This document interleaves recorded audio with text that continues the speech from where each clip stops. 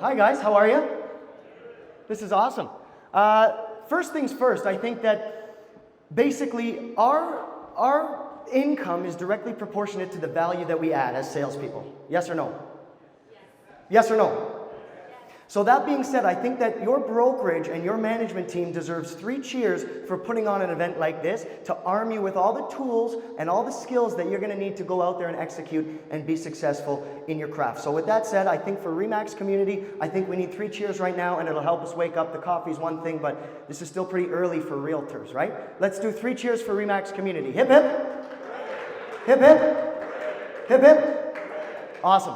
So before I start, we got to get the juices flowing, okay? We got to get moving, we got to get thinking, we got to get ready to learn. So I want you to do me a favor. I want you to close your eyes and listen to this story. Close your eyes. Literally, close your eyes.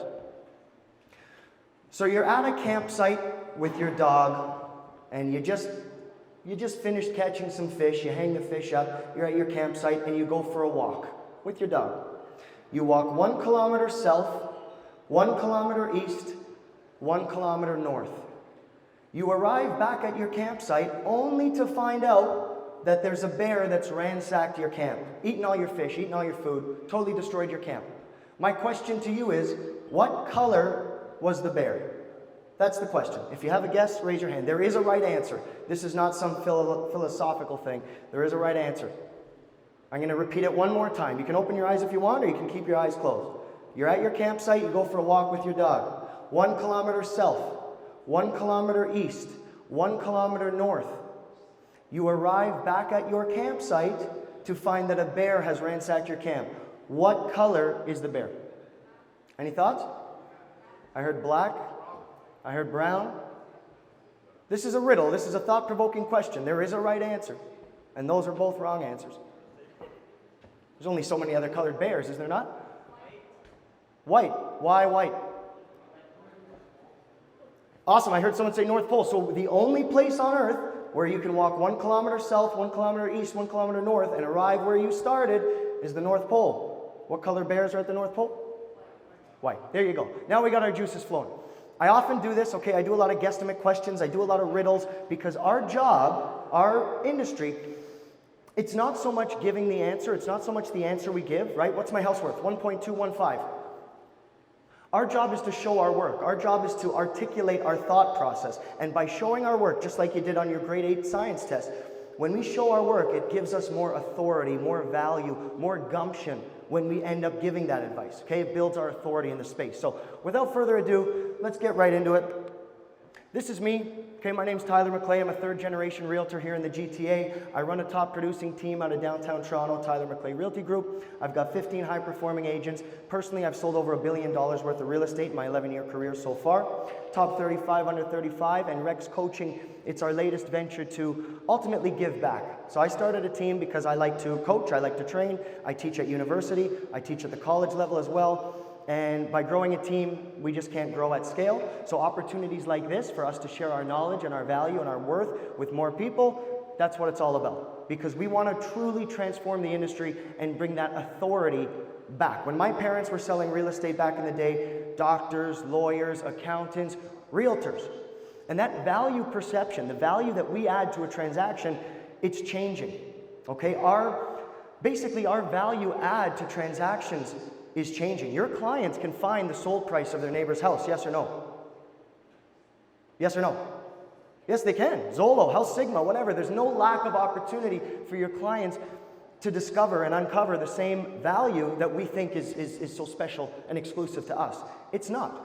So our value proposition is changing and evolving. For us to compete and sell more real estate, we need to make ourselves more valuable. So I'm going to talk to you today about lead generation and some of the strategies that myself and my team put into practice. Okay? So these are my personal pillars of lead generation. Number 1 starts with value. The more valuable we are as salespeople, the more value we're going to drive for the client, the more money, the more deals naturally we are going to win. Okay? There's something called the red car theory. Anyone heard of the red car theory? No? Couple. If I asked you how many red cars did you see on your drive in today, would anyone be able to tell me? How many red cars did you see on your drive in today? You'd say, I don't know, Ty. 5? Did you actually count them? Did you count 5? You did for sure? Wow, cool. Okay, so we got one. Red car theory essentially states that if I said, I will give you $500 for every red car you see on your drive home today, would you not be a little more aware, a little more actively looking for those red cars? Yes, you would. And I think that's the issue in real estate is there's business all around us at any given point. We go to weddings, we go to events, we go to the bar, we go to a bar mitzvah, whatever, wherever we are, the airport. There's opportunity to win business by being valuable, by providing value. And that red car theory essentially gives us that mindset, that thought process to be actively looking for business, actively looking for the red cars. If we can conceptualize this and internalize this, everything we do, everywhere we go, every opportunity we have to socialize, to talk, to communicate, we're going to be adding value, which will then translate to business. Okay? And we're going to do an activity in a second, and you'll get what I mean. Also, the other pillar is action. We have to take action.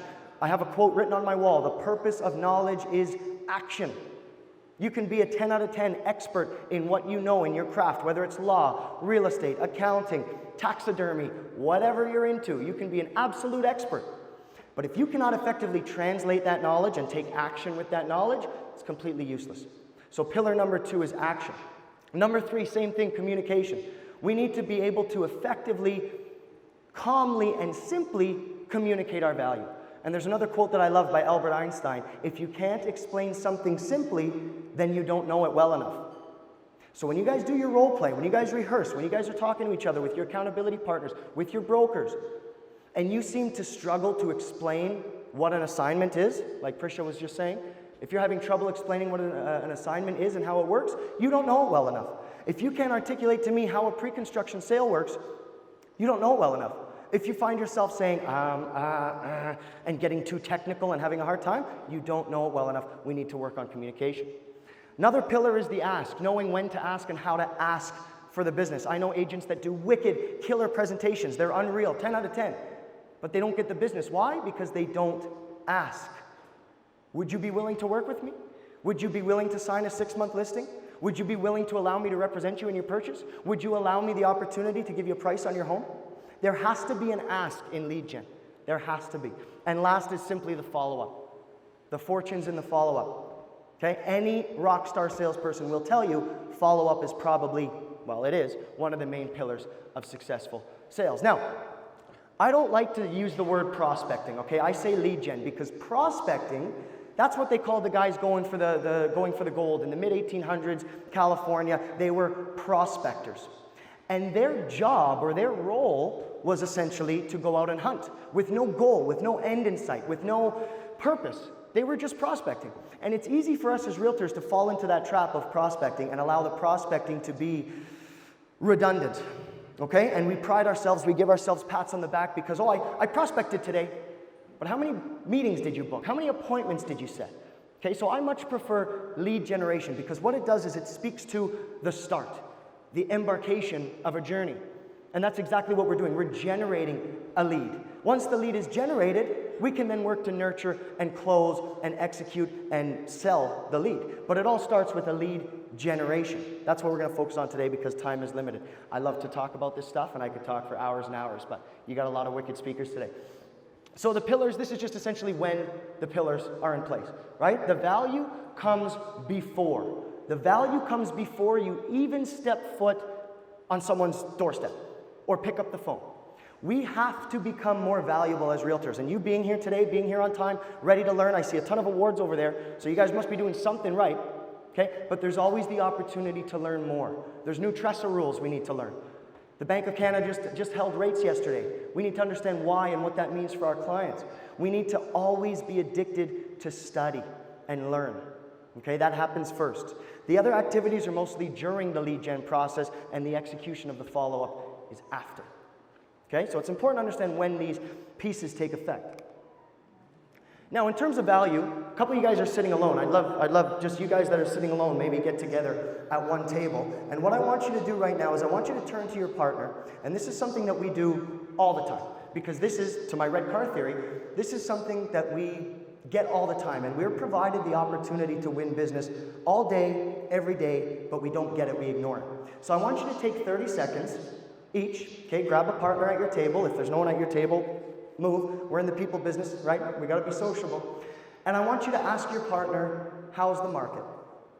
That's all. How's the market? Because the number one question we get in real estate, number one, right? We meet a stranger, we meet someone at the bar, we meet someone at a wedding, we meet someone at a coffee shop. Hey, how are you? Hi, I'm Tyler. What do you do? Real estate. Oh, real estate? How's the market? You're not selling blue jeans or bubble gum. You're selling something very exciting that people want to talk about. Everyone's interested in real estate. It's the topic of conversation on the news. Everyone's curious. So I want you to take 30 seconds right now. Turn to your partner. Start with one of you. One of you can be number one of you can be number two. Take turns, 30 seconds each. Ask your partner, how's the market? And see what your response is like. What I don't want you just to say, oh, no, it's good. Market's good. You just wasted your opportunity to win business, to earn business. There's no gifts in this industry. Okay? Take 30 seconds, start with one, try the other, take a minute, a little bit of live role play.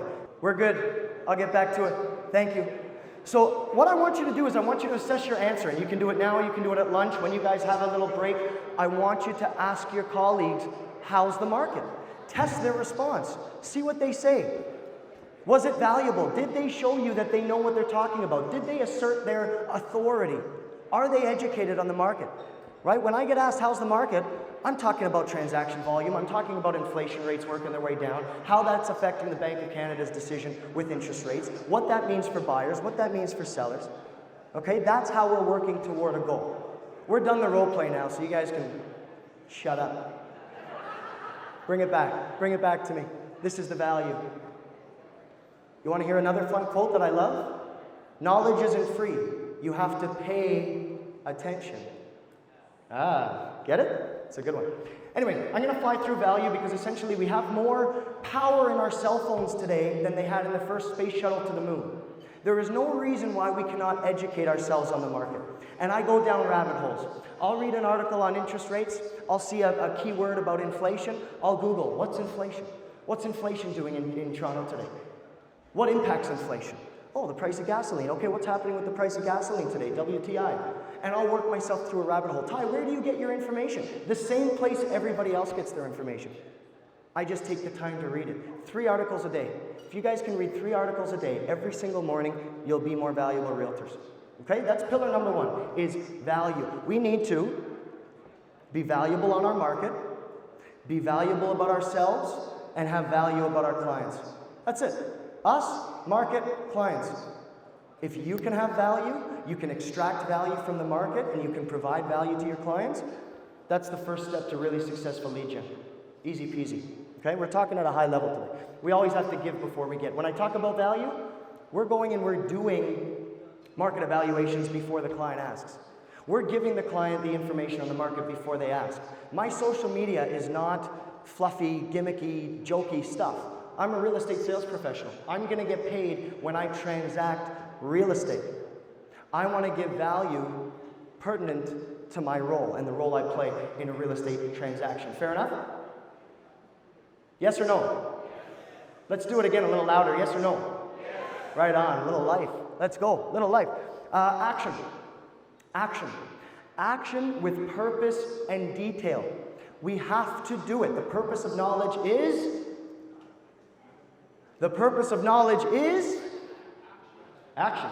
Purpose of knowledge is action, okay? So basically, you have to put yourself in the position to meet people. You have to get out there, okay? You have to pick up the phone. You have to knock on the doors. And the more valuable you are, this is why my pillars are in order.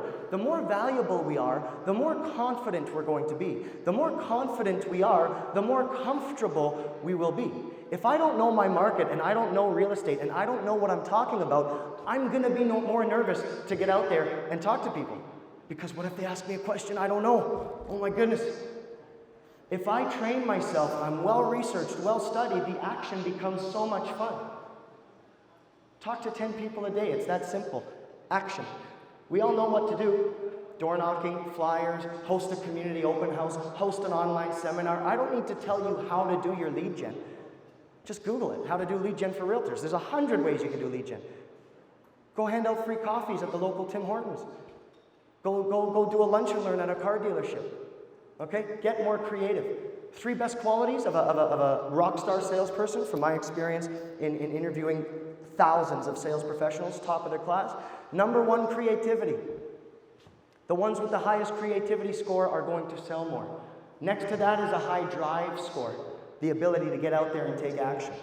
And next to that is a high empathy score, so putting yourself in your client's shoes. If you can be really good at those things and work on building yourself a strong score, creativity score, drive score, empathy score, you'll be a rock star salesperson. And there's nothing stopping you from taking action. Now, when I say detail, what I mean by detail is you've got to dial into your ideal client profile.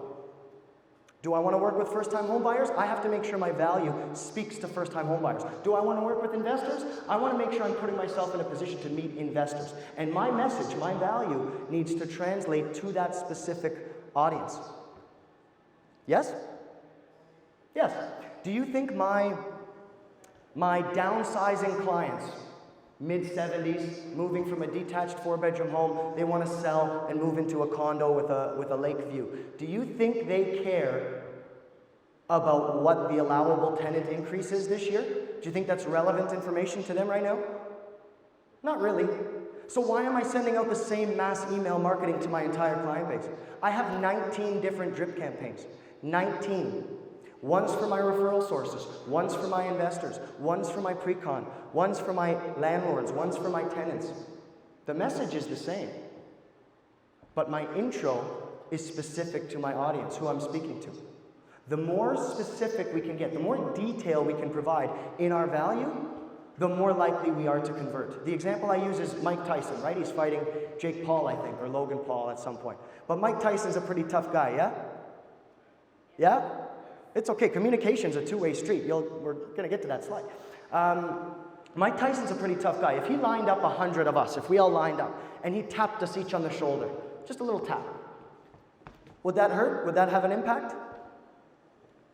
Not really, just a little tap. Come on, Mike, you can do better than that. Just a little tap. Who cares? That's what a lot of us are doing with our marketing. This mass marketing approach, the same message that doesn't really pinpoint or hit any specific audience. If Mike Tyson wound up for 3 of us, let's say you guys are 3 big guys, let's say he wound up, big knockout punch, boom, 1, 2, 3. The impact is much more significant. The impact is much more significant. So instead of trying to reach 100 people or 1,000 people all at once with your message, what we find has a phenomenal response is having a very specific, dialed-in approach to our client base. Very specific, very detailed, know who my audience is, and make it relevant to them. Does that make sense? Does that make sense? All right, let's go. So, this is how we manage our CRM. Okay, we have a 1 to 7 step process. And I rank my clients, I rank my leads from a 1 to 7. 1 is being brand new lead. 2 or 3, maybe we've had a conversation about buying or selling. 4 or 5, we've had a meeting and I know I'm going to convert them soon. 6 or 7 means they're really close to doing a deal.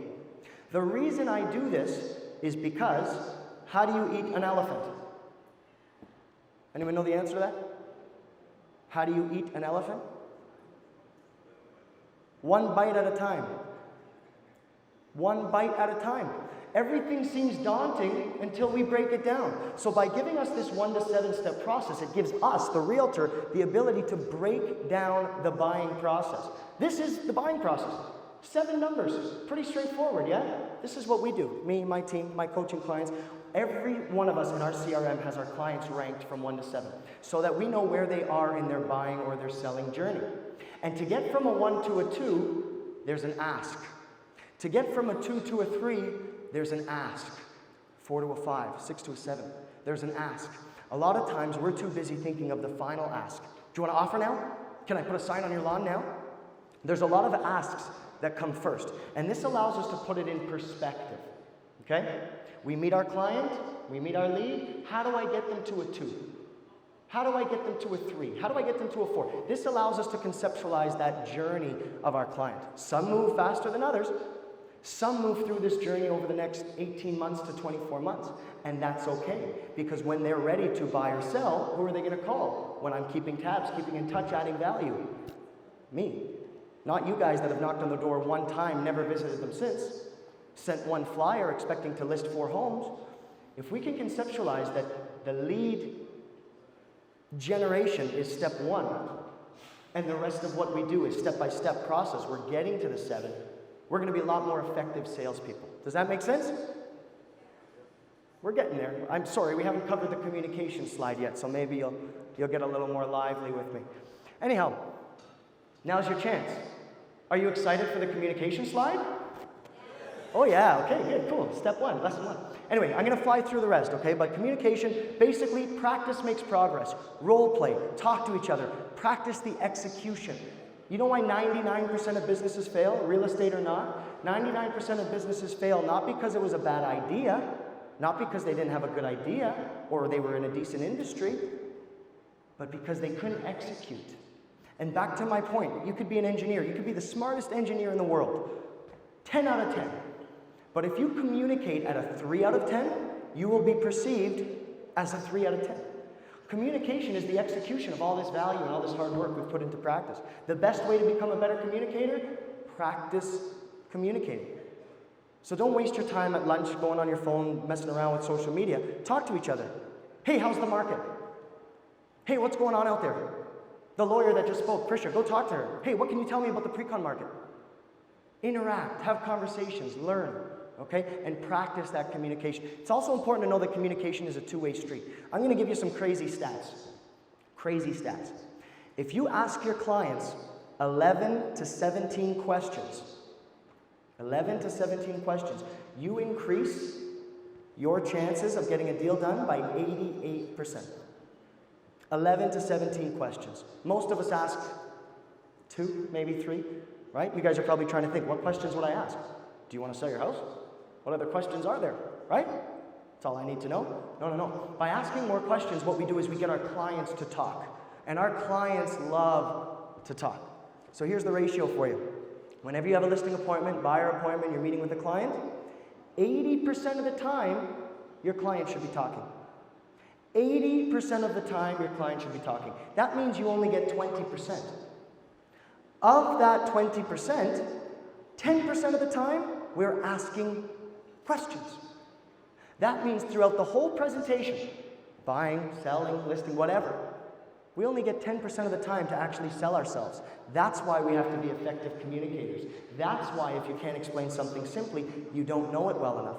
That's why we need to be experts on our value proposition. And generally what I would do here is I would give you guys the opportunity to give each other an elevator pitch.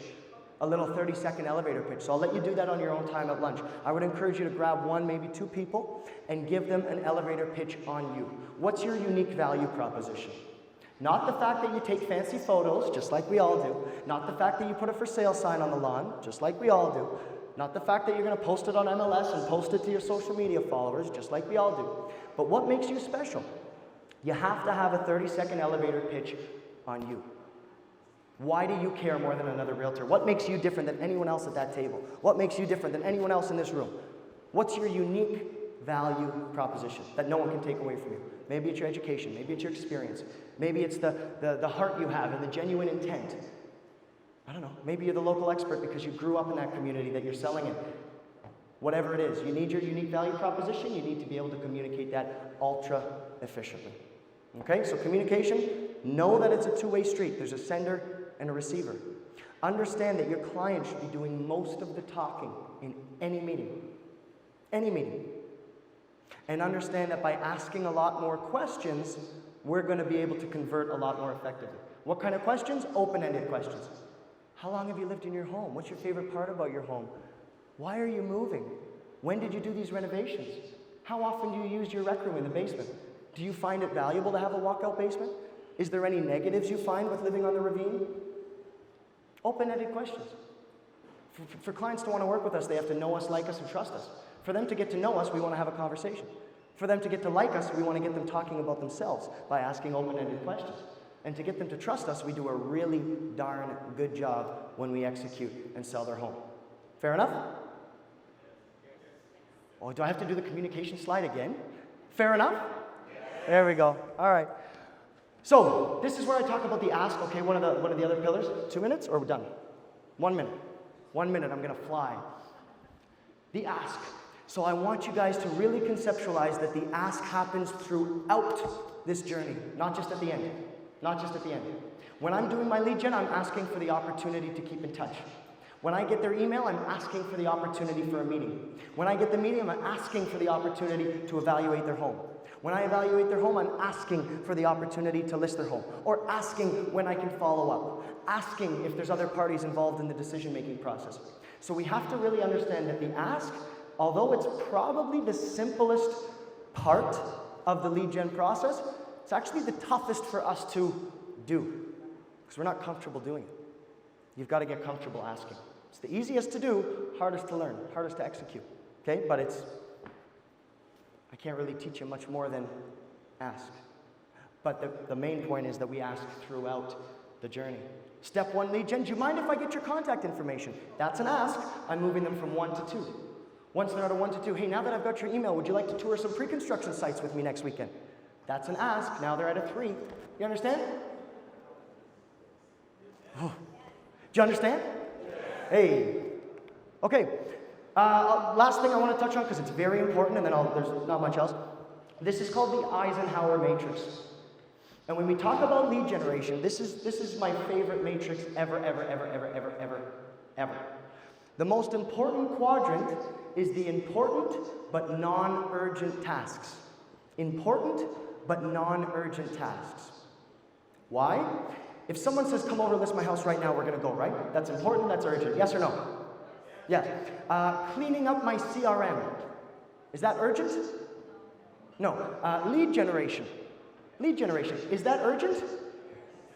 You say that, but it's not. It's not. Lead generation should be, it is, the most important task that you have to do. But it's rarely urgent. If I don't go knock on 100 doors today, no one's giving me shit for it. If I don't pick up the phone and call 100 people, no one's slapping my wrist. If I say, oh, I'll do it tomorrow, who cares, right? That's why I say lead generation has to go in the important but non-urgent bucket. But if we can understand that when we're working on our schedules and defining our weeks, if we can put those tasks in first, the effective lead generation tasks in first, we'll still have room for everything else. But if we fill it all up with other busy work and social media and waiting for appointments, oh, I want to keep my evenings free in case someone calls. No one's going to call because you haven't done your lead gen. Have you ever seen the video of the professor and the ping pong balls? And he puts the ping pong balls in first, and he says, is there any room left? And then he puts the BB gun balls in.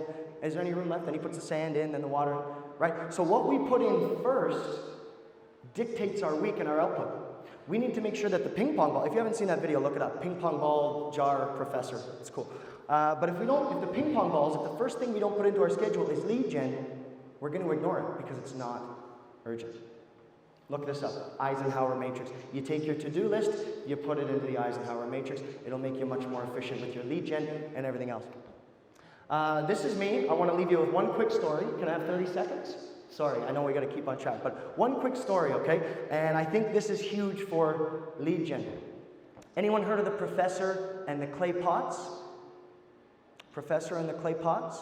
This is huge for lead gen, okay? This is a very significant story, and it says a lot about lead gen. There was a professor with 2 classes, okay? He had 2 classes of students, both clay pot making classes.